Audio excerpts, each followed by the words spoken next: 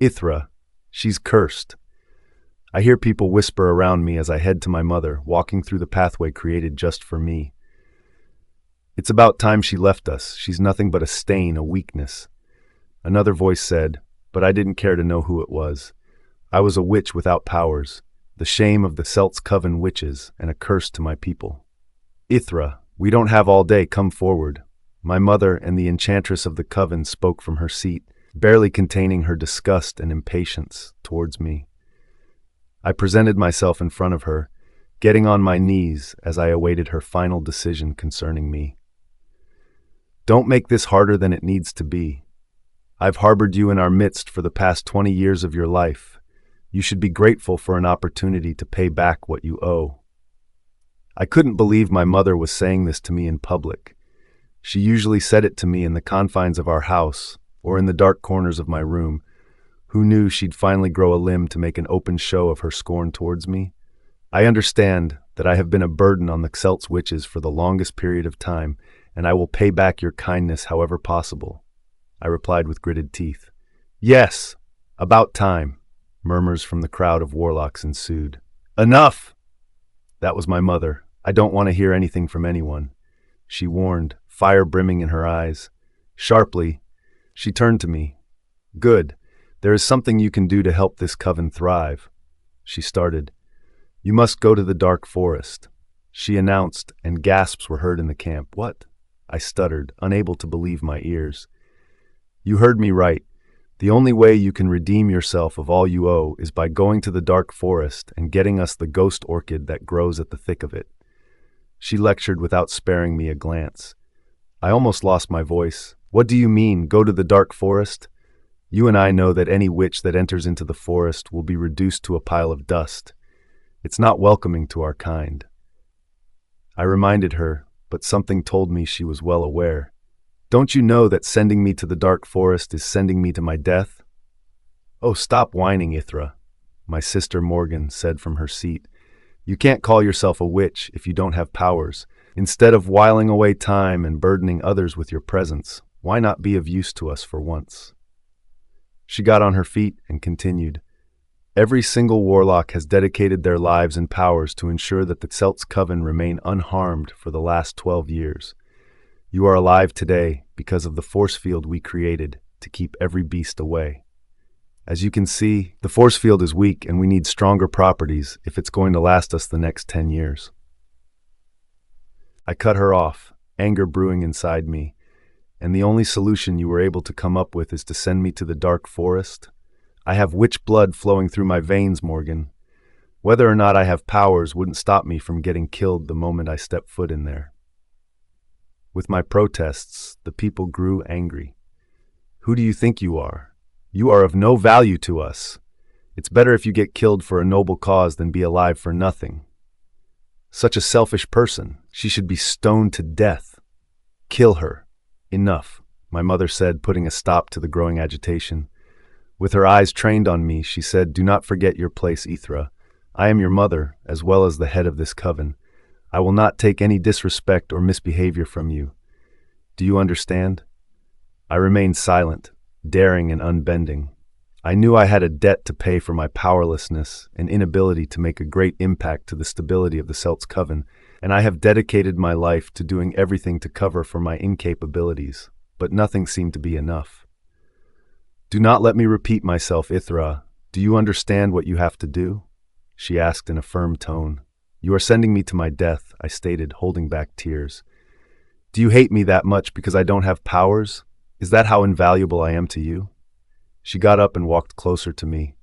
No, my dear, you have become quite valuable to me. Her tone hardened, and she pushed me to the floor. Just trust me and get going already. She turned to Morgan and ordered, Do it now.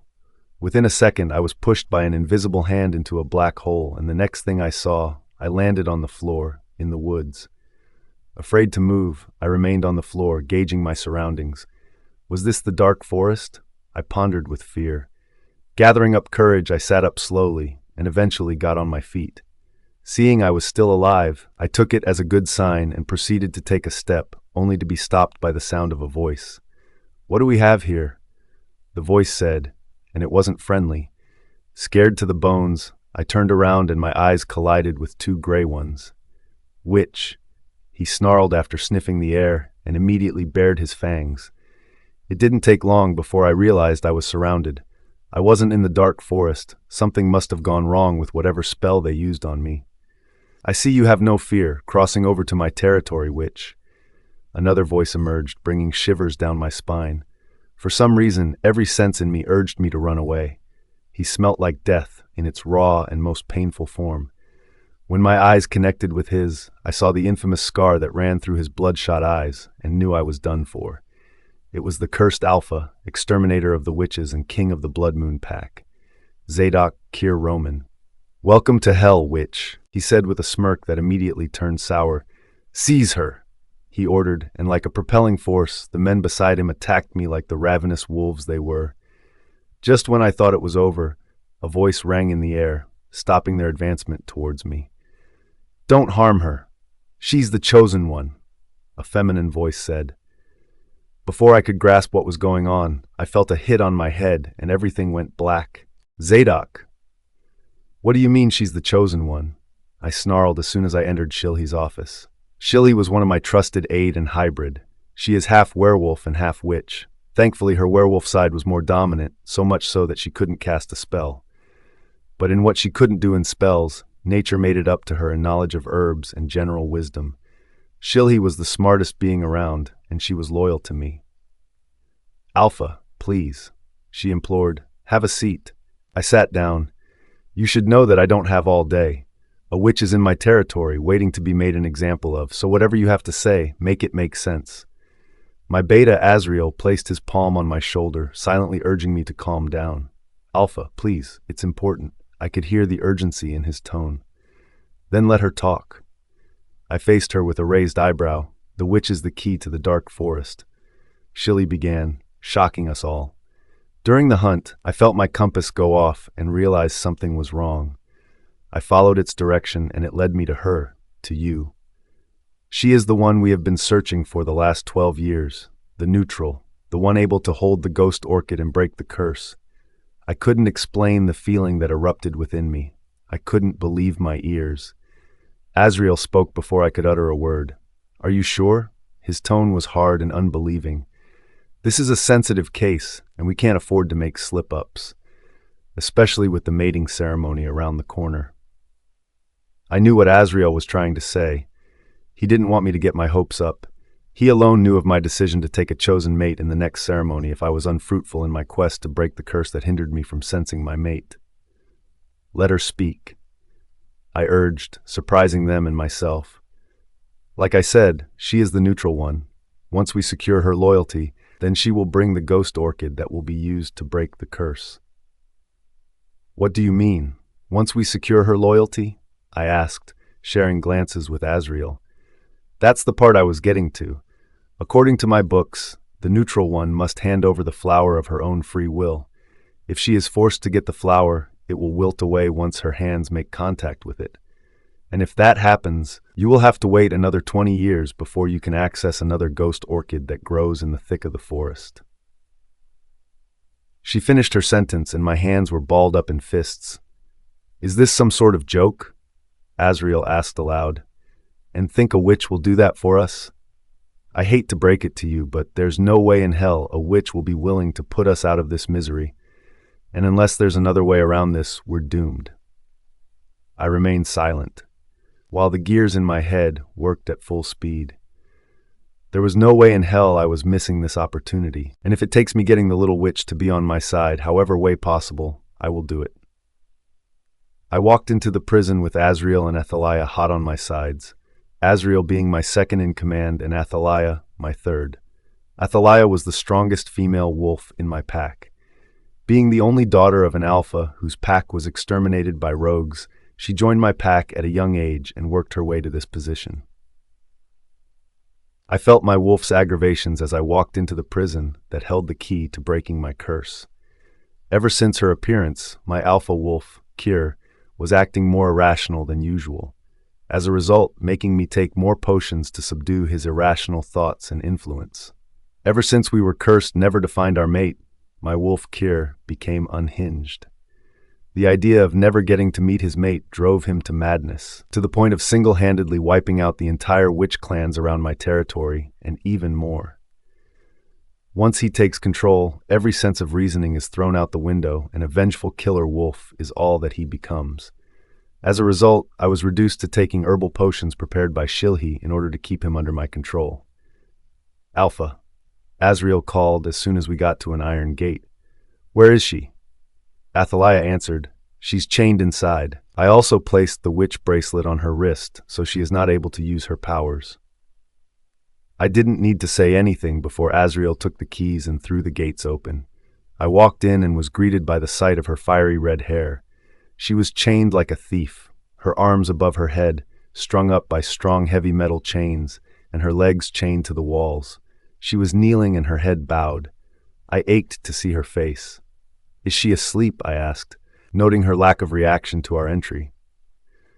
Athaliah walked to the side of the room and pressed a button that dragged the metal chain, making it more tighter and straining. The witch immediately opens her eyes, and all I see is pain.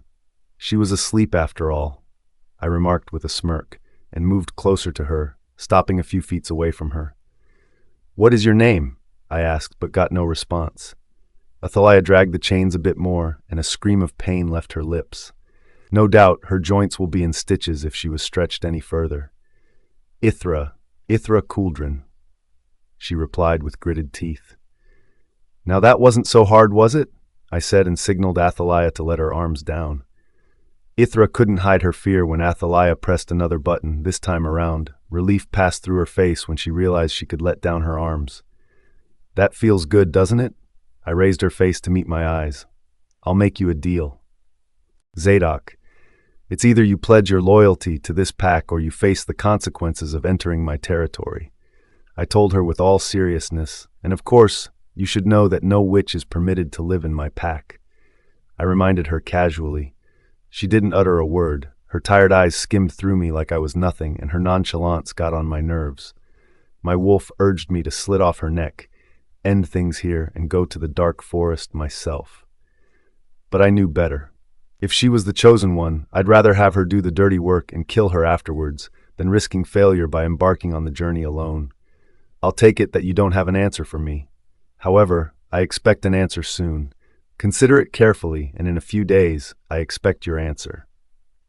I finally said, finding my way back to Azrael, who stood at the door, ready to kill if need be. "I will never be loyal to you." A small voice filled the air, Ithra's voice. Despite its groggy state, I could feel the intensity and determination packed behind it. I turned around, unable to hide my distaste. "I suggest you seriously consider your choices before making hasty decisions, witch." I lashed. "You are in a bit of a tight corner right now, and if I were you, I'd apply wisdom to my decisions. I will never pledge my loyalty to you or to this pack. Let me go." She gritted, eyes ablaze.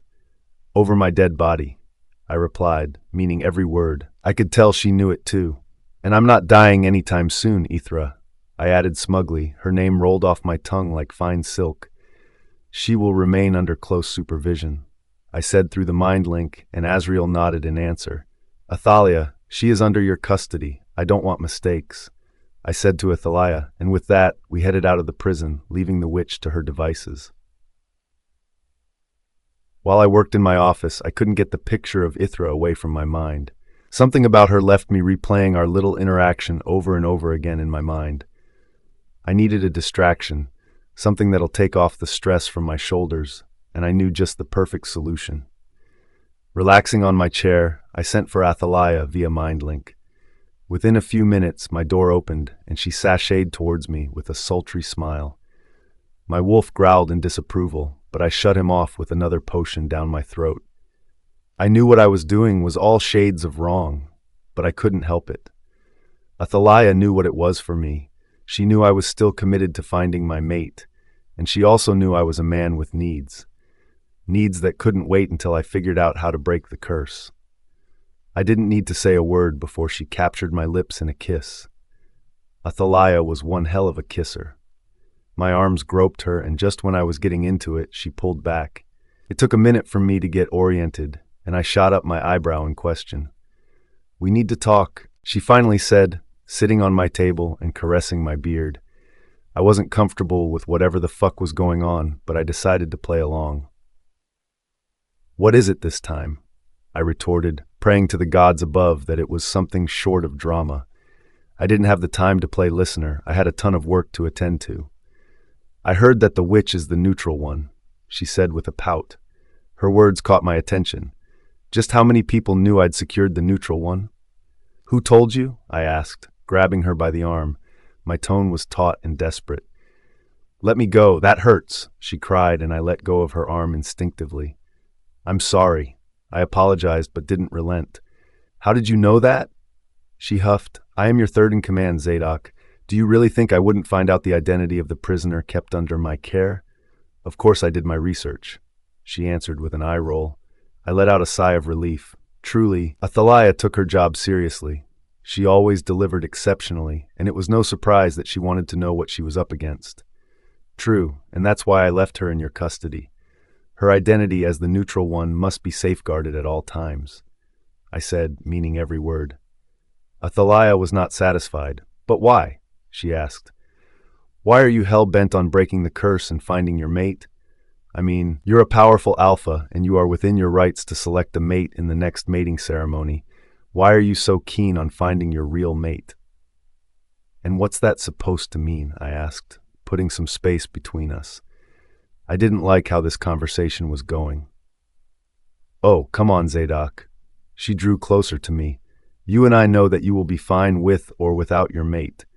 I make you happy just fine, and I have alpha blood flowing through my veins. What else could you possibly want in a mate?" She finished up with a pout, batting her eyes as she trailed a finger down my chest. I stopped her hands midway. "Let this be the last time you utter such stupidity." I spoke with a low growl, fighting the urge to push her away. "Because the next time you do, I'll show you your place in the cruelest possible way." Am I clear? It seemed like I wasn't clear enough because she continued with her nonsense. "Why are you giving these witches a hedge over you? For all we know, you might not even be cursed. Your wolf acting out might just mean your real mate has been killed. Do you?" I cut her off by cutting short her breathing. My fists tightened around her neck, leaving her no room to talk as I strangled her till she was red in the face. "Do not test me, Athaliah. You may be my third in command, but you are very much replaceable." I let her go and she wheezed in some breaths. Panting heavily, "Get out of my office," I barked using my alpha tone. I was done with her. "I'm so sorry, Zadok," she said with a somber tone, but I knew she was far from sorry. "It's alpha to you. Now get out." Ysera. It's been a while since I was imprisoned. At least I could enjoy the peace and quiet over here. Meanwhile, had it been at home, I wouldn't have rested from the taunts and insults from my oh-so-sweet sister. I must have concluded too early because the next moment, my gate flung open and a blonde lady walked into my prison with the meanest look. I knew her from somewhere, I just couldn't place where. "You shouldn't be alive, witch." She spat at me, and the next second, I felt my arms stretch in the most painful way. My chains shot up, forcing me to my knees. How could I have forgotten her? She accompanied the cursed alpha to my cell this morning. She was the reason why my arms were so sore and almost out of joint. "What do you want?" I spat back. "Did your alpha send you here?" Slap! My eyes rolled back as I felt a stinging pain engulf my face. How on earth did she get here so quickly? "You will not use that dirty mouth of yours to mention his name," she growled in my face, holding my neck in a tight grip. I could feel my breath leave. "Kill me already. I know that's why you are here." I managed to say, "Stop beating about the bush and do it now." "Oh, I love your eagerness to die," she said with a sickening smile. "I hate to be the bearer of bad news, but you wouldn't be dying. At least not yet. However, I've taken it upon myself to see that after I'm done with you, death would be your biggest wish." In a split second, the chains on my legs pulled, dragging me back to the dirty walls. Now, I was totally under her mercy, but I refused to give her the satisfaction of seeing me in fear. "Perfect," she tutted. "I'll teach you a little lesson to stay in your territory and stop causing people problems." Her eyes narrowed at the band on my wrist. She took some steps forward and checked to see they were intact. I recognized the band. It was a forged band that hinders witches from using their powers. I've only read about them in books. Who knew I'd be able to see one with my own eyes? With the way she looked at me, it was clear she thought of me as a threat. If only she knew. After verifying the band was properly tightened around my hand, she threw a wicked smile, and I watched in horror as her hand elongated to claws. "This might hurt," she says, and casually slashes my clothes open, leaving me in my undergarments. Before I could breathe, I felt an excruciating pain in my abdomen.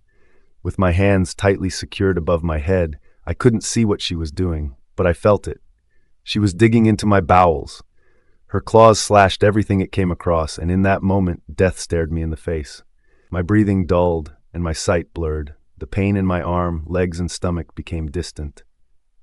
"Not so fast, honey," Athaliah said, and immediately took a small bottle out of her trousers and doused it on the large wound. A few seconds later, something strange took place. The pain ceased, and to my utmost surprise, I was healing, and fast.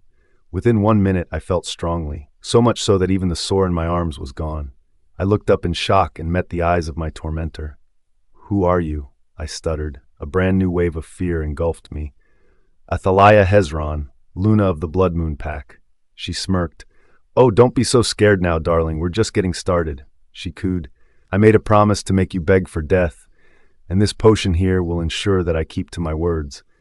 Before I could reply, she gave me an uppercut that left me spitting blood. The pains returned with a vengeance. "Dirty, dirty witch," she said in disgust, landing a couple other low blows in my abdomen, leaving me gasping for breath and sucking the wind out of my lungs. Her assaults continued until I lost consciousness for the second time. I wasn't given an opportunity to rest, as the next second, cold water brought me back to life. The third round was a series of cuts and slashes. She cut me using her claws, knife, and everything at her disposal, almost as though she wanted to brand me and leave reminders of this cruel nightmare. Athaliah was careful not to touch some parts of my body. With the precision of the cuts, there was an intent I couldn't understand. Leaving me ragged and in pain, she held up a red bottle. "The sweet thing about this potion is that it leaves the scar behind." She laughed and immediately doused me with the bottle's content. As soon as the fluids made contact with my body, it felt like salt added to injury. I couldn't help the scream that escaped me. "Did I forget to tell you it also intensified the pain while it heals you?" she cackled.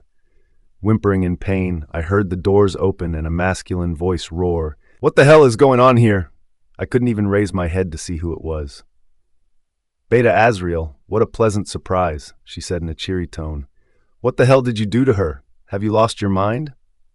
"No, I haven't," she replied in a curt tone. "I have everything under my control, Azrael. This witch had it coming since she showed up here."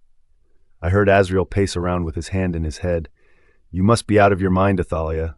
Jesus, how could you do this to her knowing who she is?" "I did this to her for that exact reason. Since she decided to show up and roughen my plans to be Luna, it's only fair she got a taste of how I feel inside."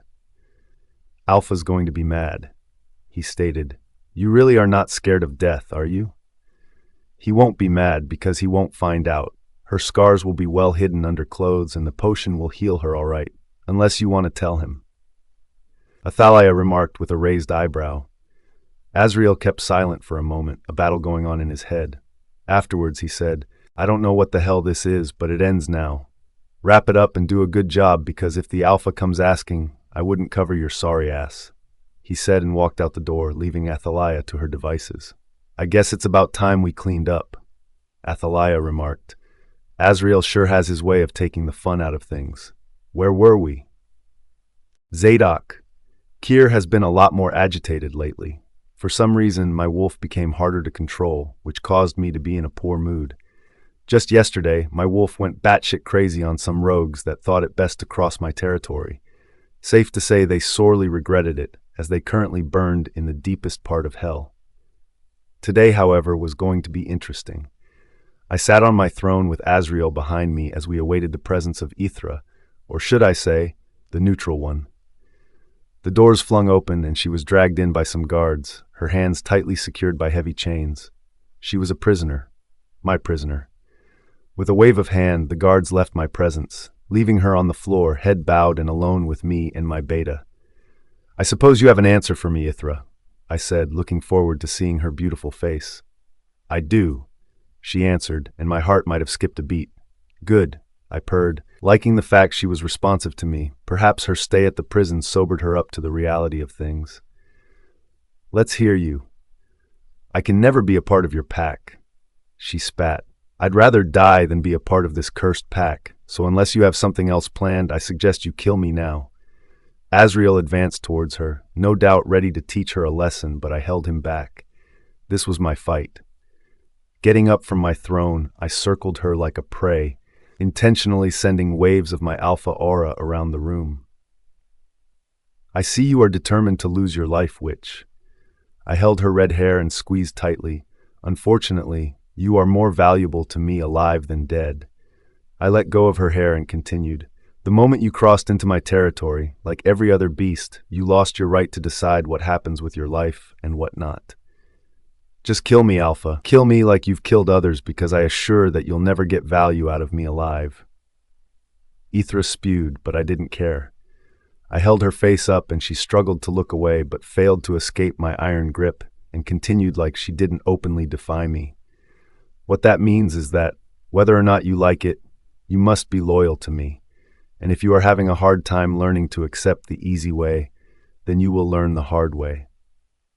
My words were a promise, one she would realize soon enough. "Take her to my quarters," I ordered, and with a curt bow, Azrael executed my command, dragging her away with just as much distaste as expected. By the time he returned, his face was a lot more questioning than anything. "Say it," I ordered after some moments of silence.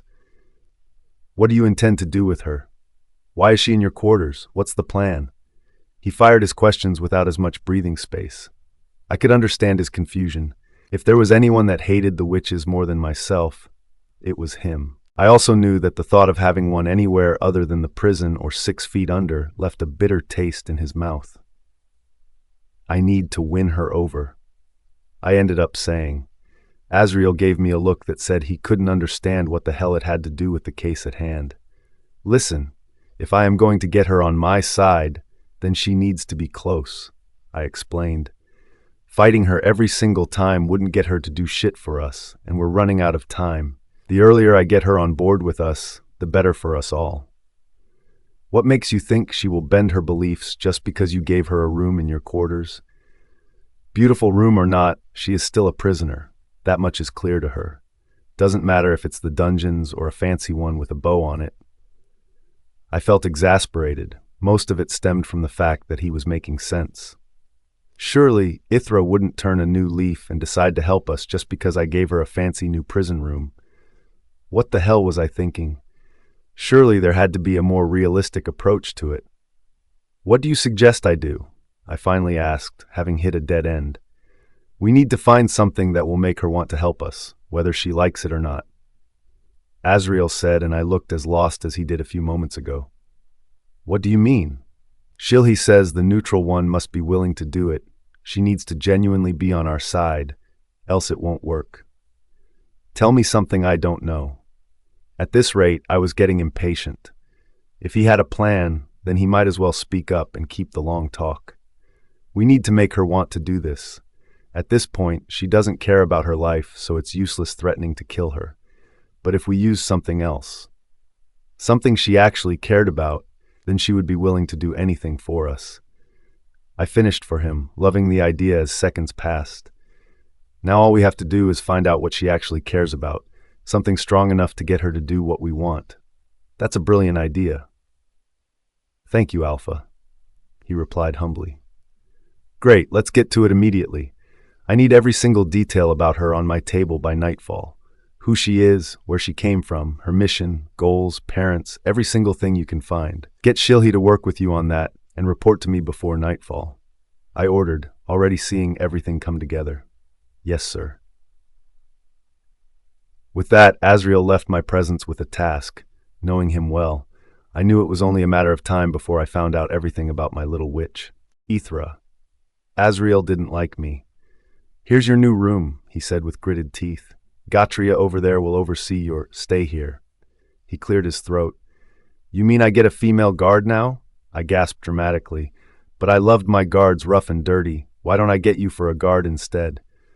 I knew I was biting more than I could chew, but I didn't care. I meant it when I said I'd rather be dead than be here. Don't test me, witch. He spoke in a dangerously low tone, then turned to Gatria. Keep in touch. With that, he left me in the hands of a woman I knew nothing about. Just great. Hello, she said, expecting me to say my name, but I feigned stupid. My name is Gatria, and I am the head mistress of the Blood Moon Pack, she introduced with a smile.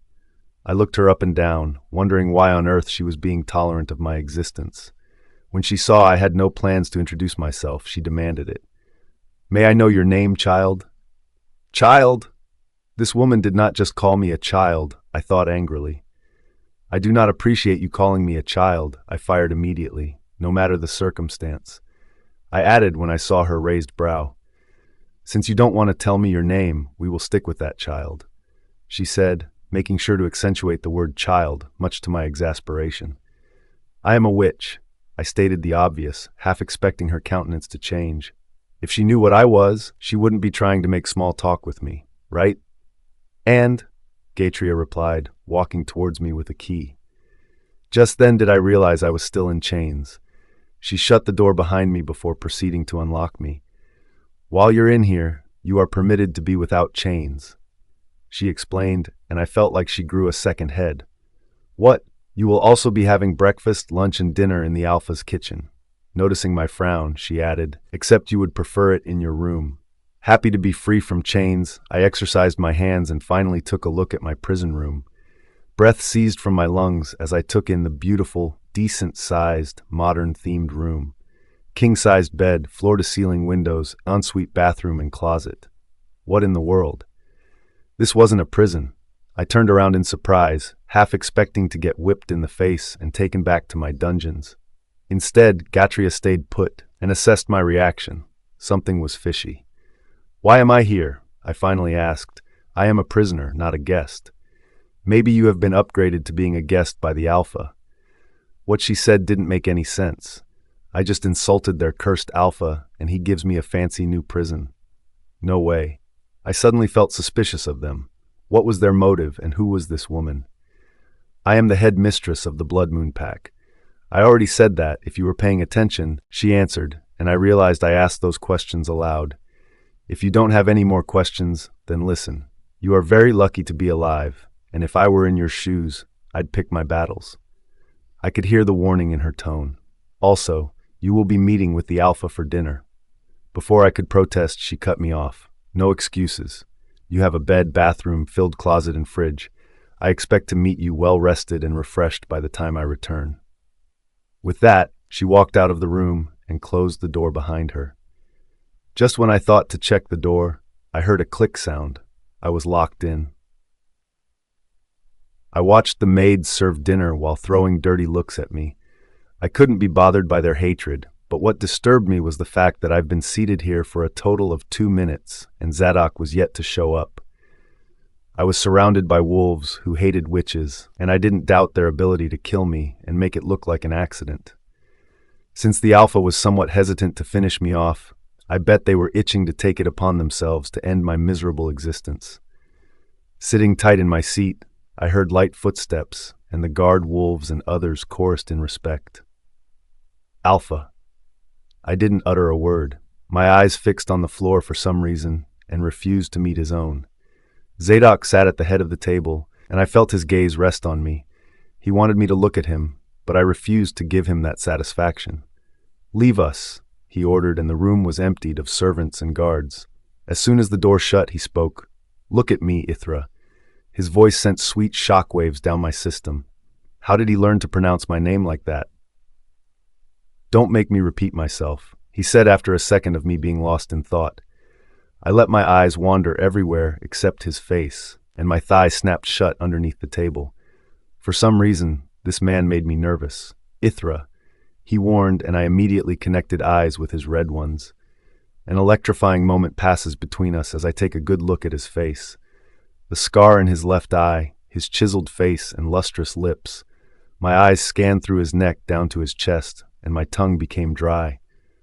Under the dark glow of the candle, I could tell that he had an impressive body hidden under those clothes, and I wondered what he looked like without them on. Zadok cleared his throat, and I am embarrassed by how blatantly I'd been checking him out. I sat up and resumed my fighting stance. "Why am I here, Zadok?" I fired off the bat, ready to get things over with. "Dinner," he said, and immediately dug into his food like it was the most normal thing in the world. Irritated at his nonchalance, I said with sarcasm, "Didn't know you ate real food, Alpha. Here I was thinking I was for dinner." As soon as the words left my mouth, I realized how wrong they sounded. How desperate I sounded. Cough. Zadok choked on his food. My face burned with embarrassment, and I immediately added, "You know what I mean." After a long gulp of water, his eyes found me and his words made me angrier than I had ever been. "One dinner and you are already making passes at me? Didn't peg you for the desperate kind, Ysera." Ysera. I stared daggers at Zadok, who went on eating his food like he didn't just insult me. The nerve of him to think I wouldn't get back at him baffled me. Thwack! I threw down the plate of food placed in front of me. "Oops," I shrugged, and got up. "I believe I'm done here, Alpha." I made to leave the table, but got held back by a tight hold on my wrist. "Let me go," I said, accentuating every word. Without letting go of me, Zadok dropped his fork and got up his feet. I could feel his blazing gaze and the anger that sizzled through him. "Sit," he ordered. I didn't care if he was angry. Neither did I care if I was taking a gamble with my life by not obeying him. But I remained standing. "Let me go, Zadok." I dared to speak, venom laced in my tone. I feel his hand loose around my wrist, and I am shocked that he let me go. He sits down on his chair, and just when I was about to leave his presence, his voice stopped me.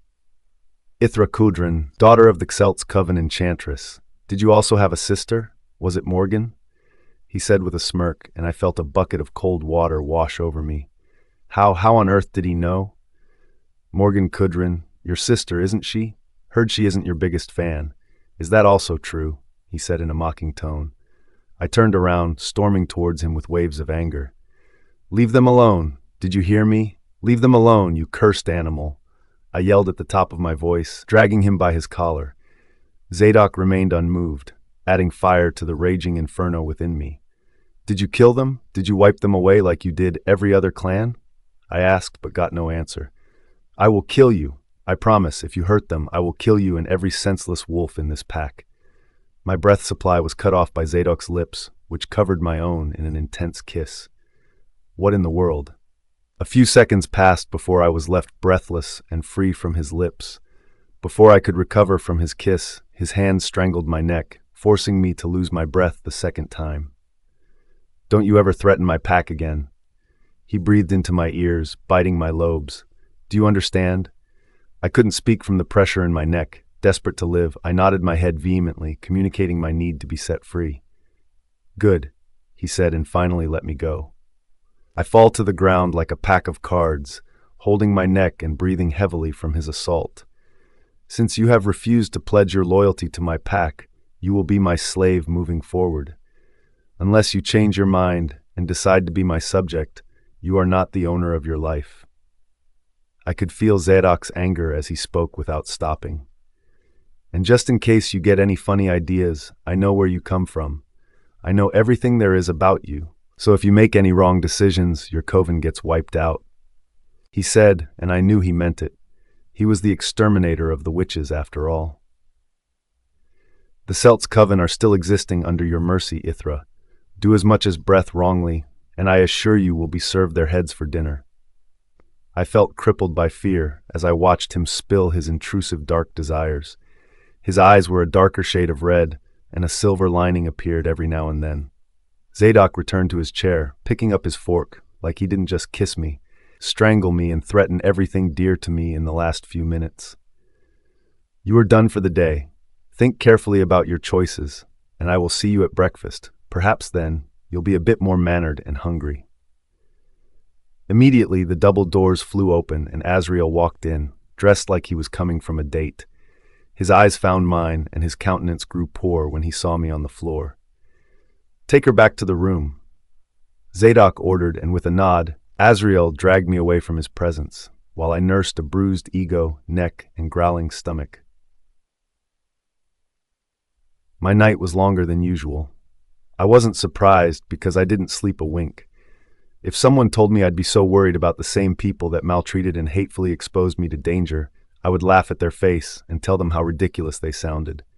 But that was the truth. Ever since I left Zadok's presence, I couldn't find sleep knowing he knew about my people and could easily destroy them if he so desired. For the first time since I got here, I wondered if the weakened force field that hides us from ordinary eyes played a role in his tracing the coven. If I played a role in finding them. Let's go. Gatria opened my room door and led me back to the dining room for breakfast. My fiery red hair was in a ponytail, and I bet I had bags under my eyes from my lack of sleep.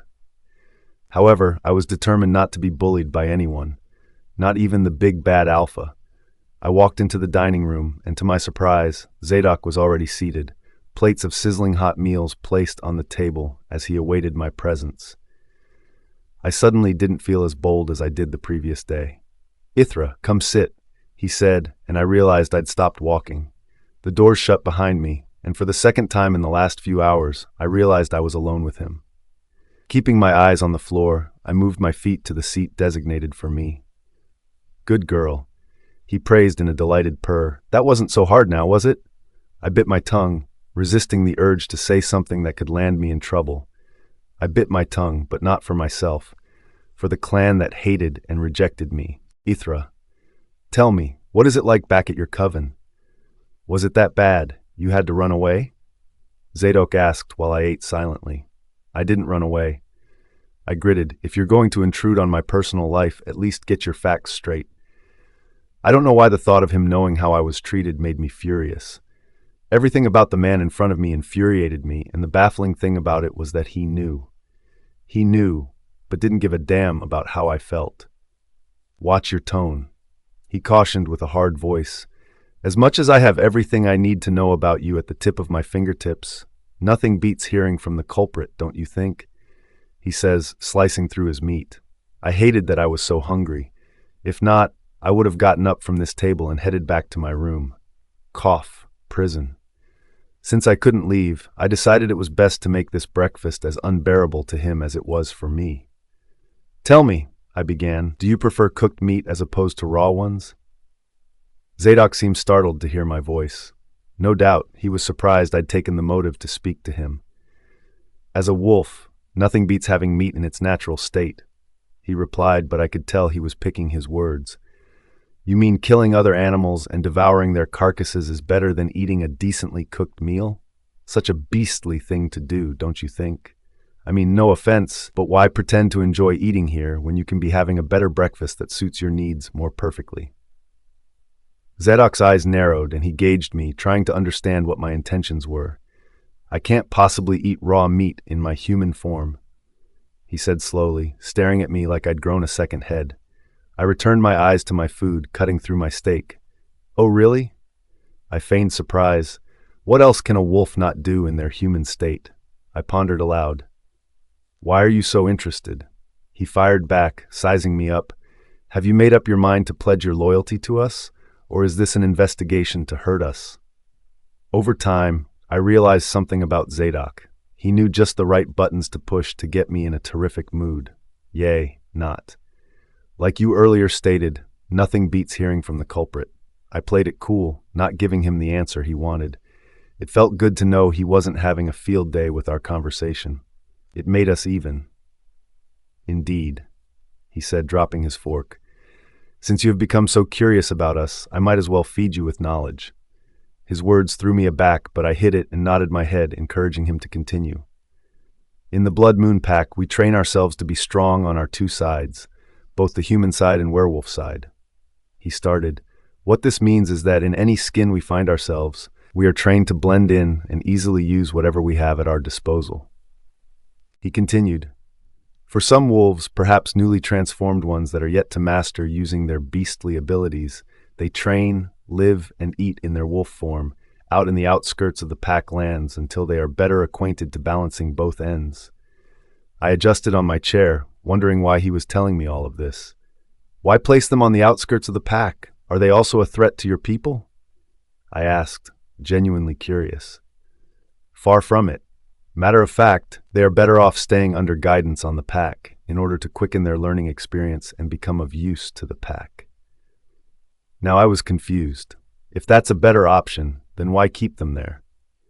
You see, a newly transformed wolf is usually unstable. Unstable in the sense that until they are able to get control of their wolf instincts guide their every decision.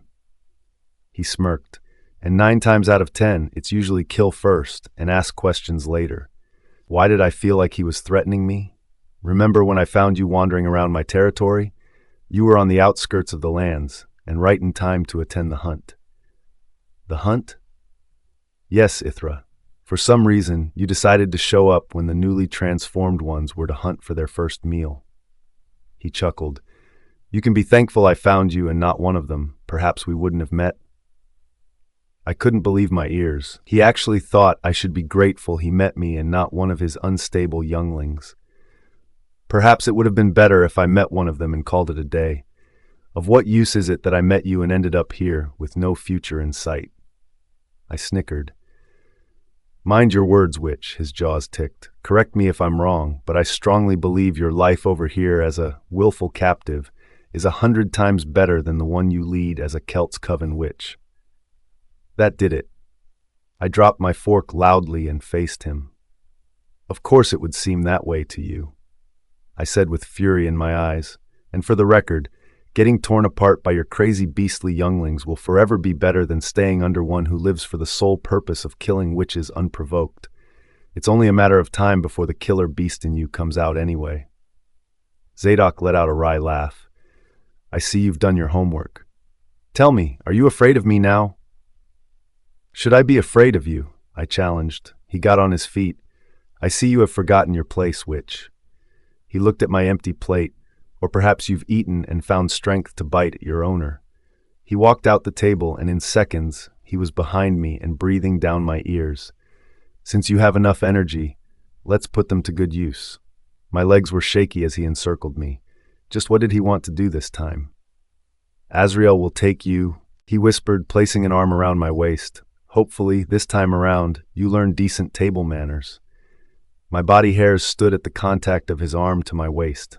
His muscular arm sent shockwaves through my body, making me shut my thighs and gasp inaudibly at my body's reaction to him.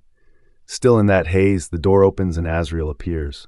He walked over while Zadok put some space between us. Take her to work, he ordered, and returned to his seat.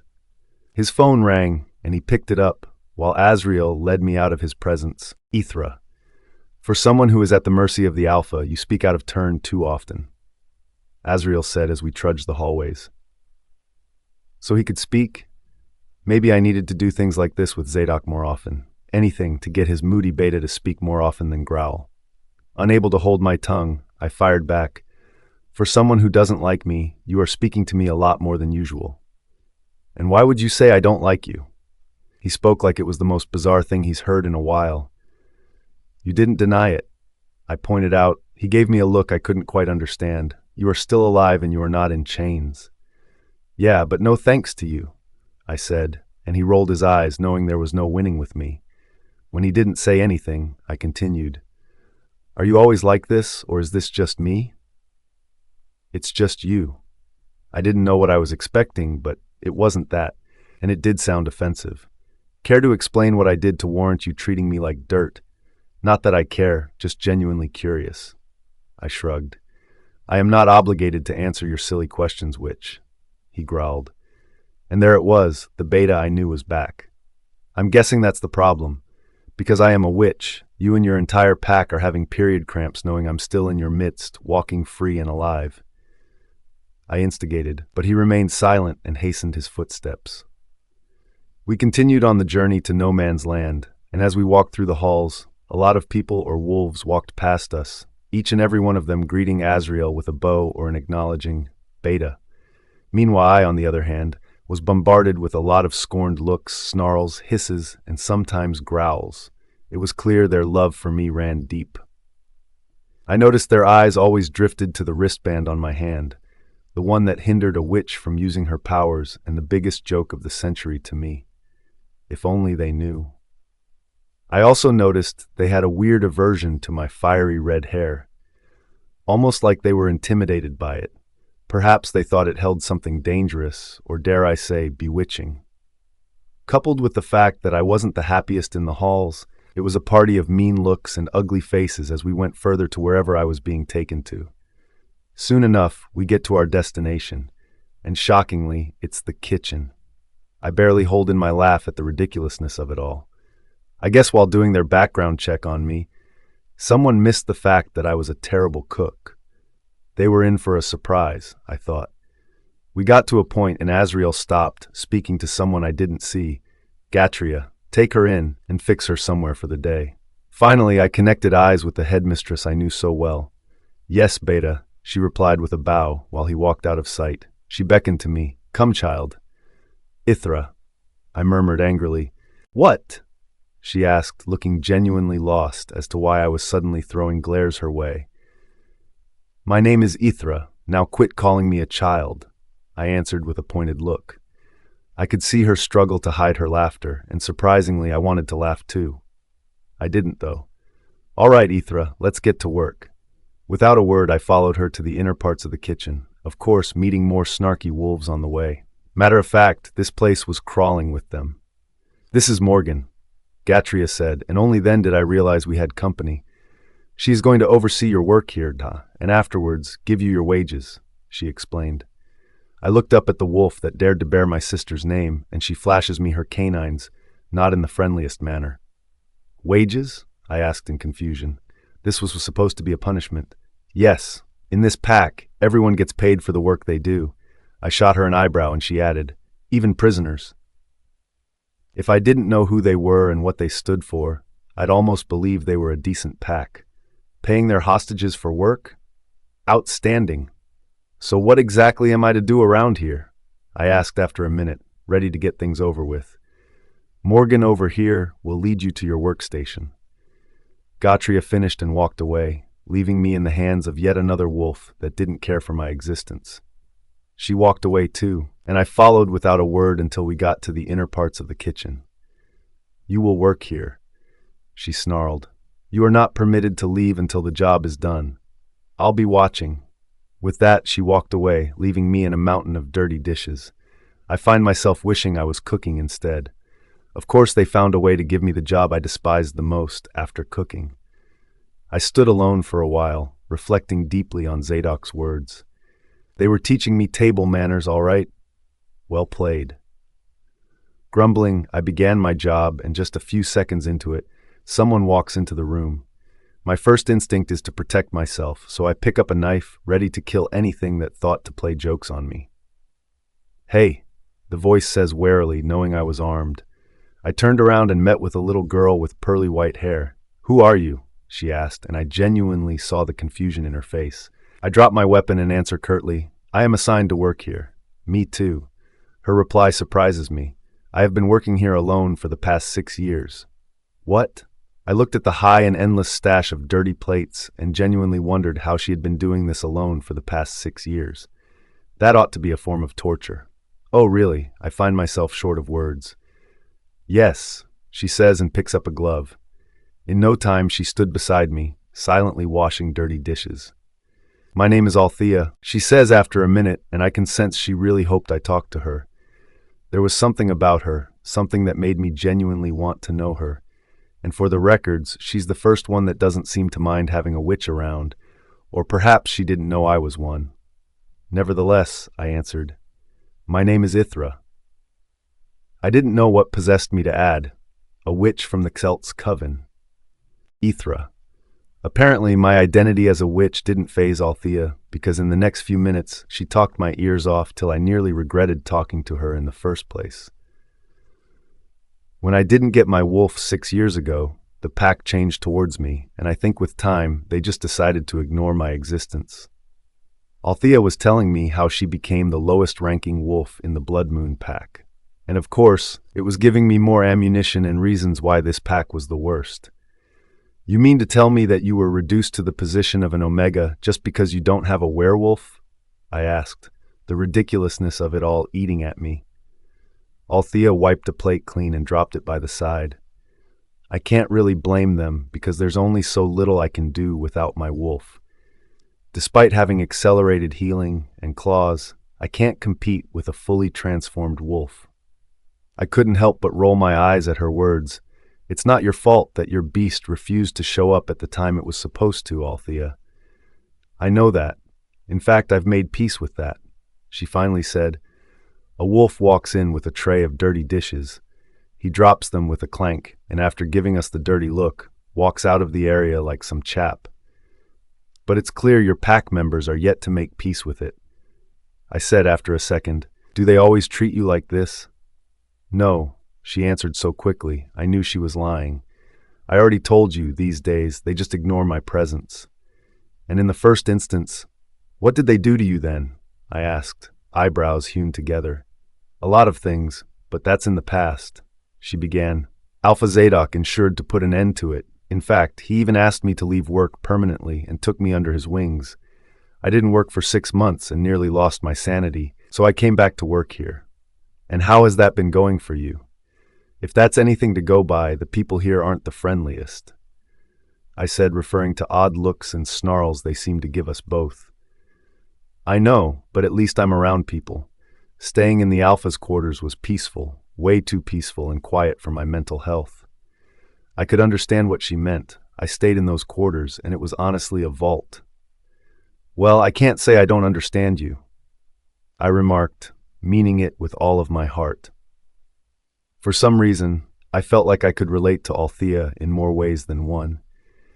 While we carried out our jobs in earnest, I stole glances at her and wondered how someone so beautiful could be treated as an outcast just because she was yet to have her wolf.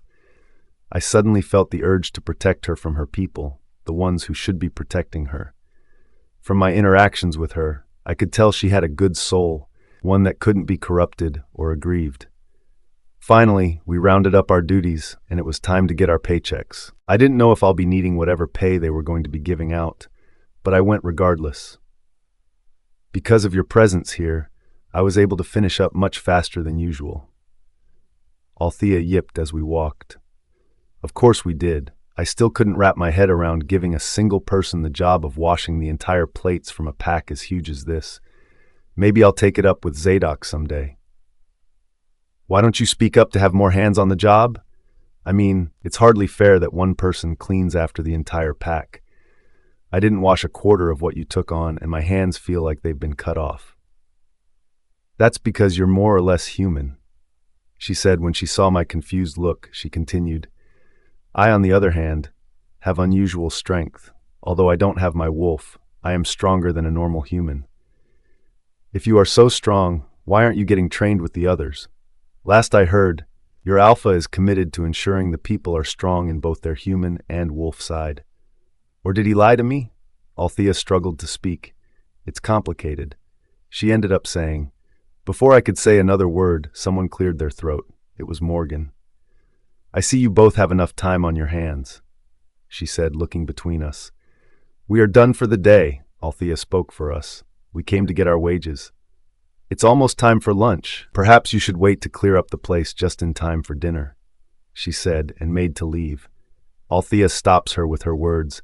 I'm sorry, but I wouldn't be able to work double shifts. I have other plans for the day, so I would like to have my pay. She looked at me. I and Ysera.